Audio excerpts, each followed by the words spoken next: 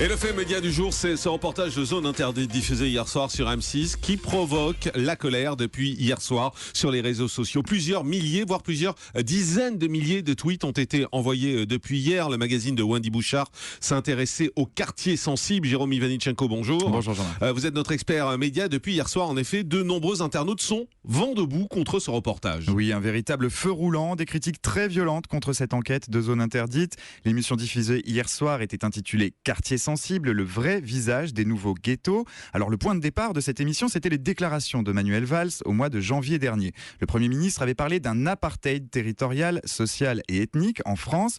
Le magazine d'information de M6 a donc voulu rendre compte de cette réalité et constater le repli communautaire dans certains quartiers de France, dans ces nouveaux ghettos. Hier soir, c'est donc à Roubaix, mais aussi au Mureau et à Bobigny en région parisienne, ou encore à Marseille que nous emmenait Zone Interdite pour une émission très polémique, descendue en flammes sur les réseaux sociaux. Pour beaucoup, elle était bourrée de clichés racistes qui n'auront pour conséquence que de faire monter encore un peu plus les idées du Front National. Un reportage jugé scandaleux qui encourage le communautarisme et alimente la xénophobie et l'islamophobie. Une télé poubelle même pour les plus virulents qui ne montrait que le côté négatif de certaines banlieues, que le visage le plus sombre de ces quartiers. Certains étaient un petit peu plus ironiques, comme cet internaute qui faisait référence au piratage de TV5 Monde la semaine dernière et annonçait ainsi, je cite, que M6 et Zone Interdite avaient été victimes d'une attaque pirate du Front National. Alors concrètement, qu'est-ce qu'on a pu voir hier soir qui a soulevé autant de colère? Tu fais folle à l'arraché pour de l'argent. Ah, la pauvre mamie. Si tu coupes pas de l'argent, c'est du mec clochard. Donc tu veux faire quoi? Voilà, la dame qu'on entend rire, c'est la maman du jeune homme qui est juste à côté quand il raconte ça.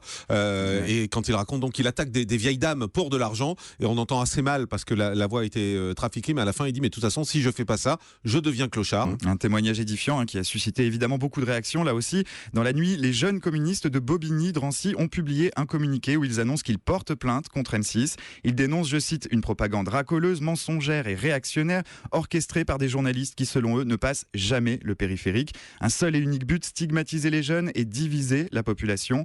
Comme beaucoup d'internautes, hier soir, ils reprochent à la chaîne de ne pas se pencher sur les initiatives positives qui existent bel et bien dans les quartiers. Mais pour M6, ces initiatives sont sans doute de vraies zones interdites. Voilà, en tout cas, ce qu'on pouvait dire ce matin, on voulait s'y arrêter un moment.